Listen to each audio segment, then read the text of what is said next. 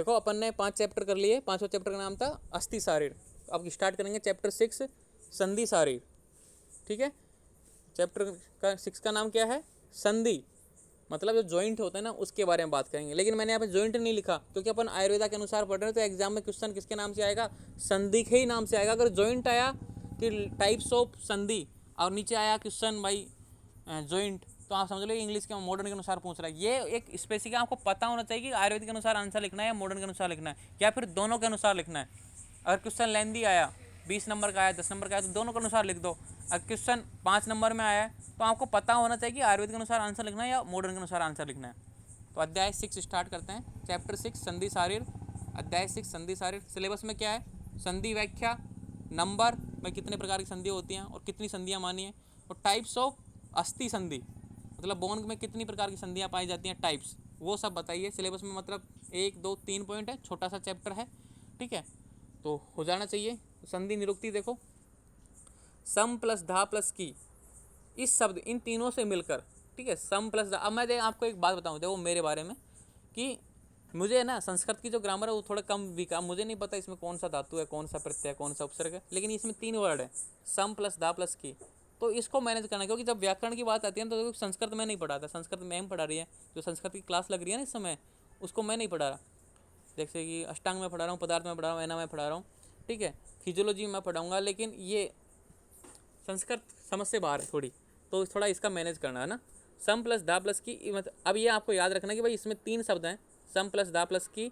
इस शब्द रचना से संधि शब्द बना है, संधि शब्द बन गया। अब इसका मीनिंग क्या है? संधि, संधि मतलब अपन बोलते हैं ना कि ये तो मेरा संधि है, वही संधि मतलब 2 चीज़ों का मिलाना एक तरीके से, जिसका अर्थ है मेल या संगम।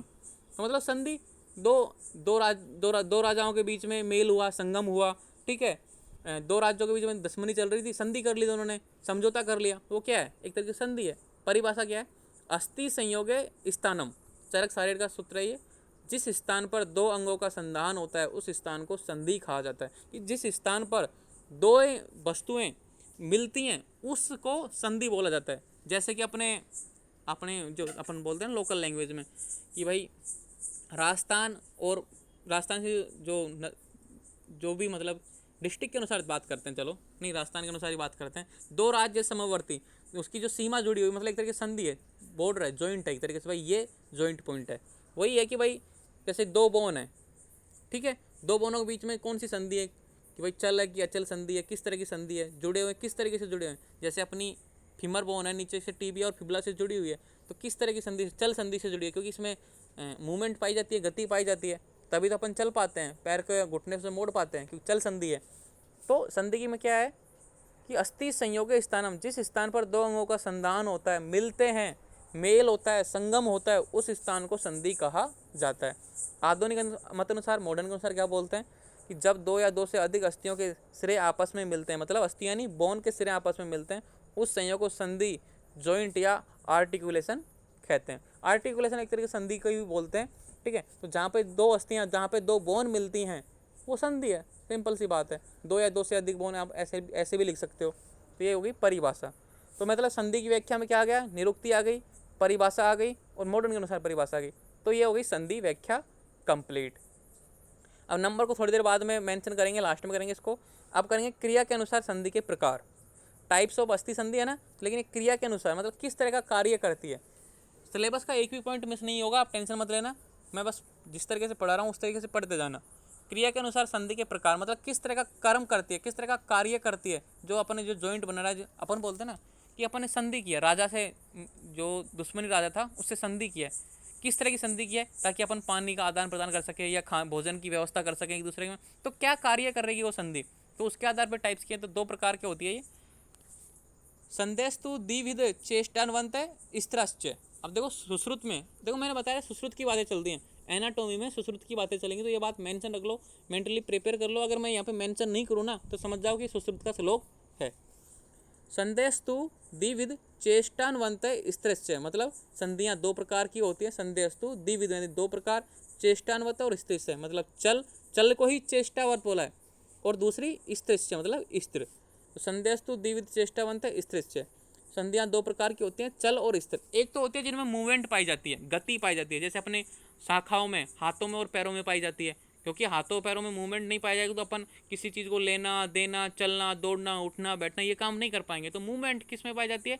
चल में। तो इसी को क्या बोलता है? चेष्टाबंध। अपनी इच्छा से अपन इनका मतलब गति प्रदान कर सकते हैं। तो चेष्टाबंध अपनी इच्छा, चेष्टा नहीं इच्छा, इच्छा से अपन इसमें क्या कर सकते हैं? गति प्रदान करते हैं। एक है स्थिर, आप उनको अपनी इच्छा से नहीं हिला सकते। जैसे अपन कपाल की संधि जो स्कल है ना अपना, जैसे टेम्पोरल बोन है, ये जितनी बोन 5-7 मिली हो, इनमें जो संधि पाई जाती है उनको हिला सकते हो, अपनी इच्छा से नहीं हिला सकते। वो क्या है? स्थिर मतलब अचल। आप स्थिर को अचल भी बोल सकते हो और चल को क्या बोल सकते हो? चेष्टावंत भी बोल सकते हो। तो ये आपको ध्यान रखना है, कभी कभी क्वेश्चन आ जाएगा कि चेष्टावंत कौन सी है? चल है, और स्थिर कौन सी है? अचल है। ठीक है, अब देखो अगला यहाँ पे क्या लिखा है? शाखासु हनवो कट्या च चेष्टान्वंतस्तु संदेह शेषस्तु संध्या सर्वे विज्ञो ही स्त्री बुद्ध। ये बोल रहा है कि शाखासु मतलब जो शाखाओं में पाई जाती है, हनु यानी अपने जो जबड़े में पाई जाती है, अपने जो हनु है ना, ठोडी ऊपर नीचे होता है उसमें, कट्या यानी अपनी कमर, चेष्टावंत अस्तु संध्या मतलब इनमें कौन सी पाई जाती है? चेष्टा मतलब चल संधि पाई जाती है। शेषस्तु संध्या और बाकी सब शेष जो अलग से संधियाँ उनमें क्या है? सर्व विज्ञो ही स्त्री सा। और सभी संधियों में क्या है? सर्व विज्ञो ही स्त्री सा। उनको जाना जाता है, विज्ञो यानी जाना जाता है, ये स्थिर बुध है मतलब उनको स्थिर संधि बोला जाता है। आगे लिखा हुआ है मैंने, शाखा, शाखा यानी, शाखा यानी होता है दोनों हाथ दोनों पैर, हनु यानी अपनी जो ठोडी, और कटी, कटी यानी कमर, इनमें चेष्टा युक्त मतलब चल संधियाँ होती हैं और शेष स्थानों पर संधियाँ स्थिर होती हैं। और जितने भी स्थान हैं इनके अलावा जहाँ भी मतलब जॉइंट पाया जाएगा वो स्थिर है, ए मूवमेंट वाला कोई गति नहीं होती। तो ये तो हो गई रचना के आधार पर, नहीं रचना के आधार पर नहीं, सॉरी, क्रिया के आधार पर। जो रचना के आधार पर आएंगी ना वो सबसे ज़्यादा इंपॉर्टेंट रहेगा आयुर्वेद का क्वेश्चन, और वो अपन कल करेंगे क्योंकि आज मैं नोट्स नहीं बना पाया उसका। अभी तो ये देख लो संधियों के कार्य क्या है भाई। संधि क्या कार्य करती हैं? दो या दो से अधिक अस्थियों की, मतलब अस्थियाँ यानी बोन, दो या दो से अधिक अस्थियों की जो संधियाँ शरीर में है उनमें शरीर के प्रत्यंगों की गति मूवमेंट कराने की क्रियाएं होती हैं। तो मोस्टली मूवमेंट में काम आती हैं, जितनी भी शाखाओं में होती हैं अपन देखो, जिससे मनुष्य चलना घूमना उठना बैठना खड़ा होना सोना दौड़ना हाथ मिलाना भोजन करना आदि सब क्रियाएं कर सकता है। मूवमेंट है, गति है, तभी अपन कुछ लिख सकते हैं, कुछ पकड़ सकते हैं, कुछ दे सकते हैं, उठ सकते हैं, बैठ सकते हैं। ये सब क्या है? संधियों के माध्यम से। इनमें भी कुछ अस्थियों की संधियाँ स्थिर या अचल होती हैं, उनमें गति नहीं होती। अपन ने दूसरा टाइप भी तो किया था ना, अचल मतलब स्थिर, स्थिर को अचल बोल सकते हो आप, है ना। तो इनमें गति नहीं होती। एग्जाम्पल सिर कपाल की स्थिति, जो अपने सिर में जो कपाल में पाई जाती है ना, ये मजबूती प्रदान करती है। ये संधि क्या होती है? आपस में मजबूती, इनको जॉइंट बनाती है एक तरीके से, मतलब सुरक्षा प्रदान करती है शरीर को, तो ये मजबूती बनाती है। तो जो चल होती हैं वो गति में सहायक होती हैं, और जो अस्थिर मतलब अचल होती हैं स्थिर होती हैं वो मजबूती प्रदान करती हैं। ये है संधियों के कार्य। अब जो अगला पॉइंट आएगा अपना टाइप्स ऑफ अस्थि संधि में, और नंबर दो पॉइंट हैं और ये चैप्टर पूरा हो जाएगा। कल ही अपन पूरा करा देंगे, आज ही पूरा हो जाता है होने को। तो अभी तो क्या 20 मिनट ही तो ये क्लास हुई है, लेकिन क्या है मैं बना नहीं पाया। 3 क्लास होते हैं, नोट्स कम बन पाते हैं और कॉलेज का टाइम भी रहता है। लेकिन अब पदार्थ विज्ञान कंप्लीट हो गया, 2 दिन का हो रहा है, फिर अपन एनाटॉमी का डेली एक चैप्टर किया करेंगे, ठीक है। क्योंकि 2 क्लासें रहेंगी और मैं नोट्स अच्छे बना के करूँगा। और नोट्स में क्या डेली बनाता हूँ, थोड़े थोड़े तो कम बन पाते हैं, तो इसलिए मैनेज करना। और धीरे धीरे पढ़ोगे तो सही रहेगा, नहीं तो एक ही दिन में चैप्टर होगा तो फिर समझ में भी कम ही आएगा। तो इसलिए लोड मत लीजिए। ओके, तो मिलते हैं कल। नंबर्स करेंगे भाई कितनी संधियाँ मानी है आचार्यों ने, और टाइप्स में किसके अनुसार, रचना के अनुसार, किस प्रकार के रचना किस प्रकार की बॉन्डिंग है उनमें, उसके आधार पर 2 पॉइंट बचे हैं। इस चैप्टर भी पूरा हो जाएगा। थैंक यू आज की क्लास के लिए। ओके, कोई डाउट है तो पूछ सकते हो। हेलो, चलो फिर, थैंक यू।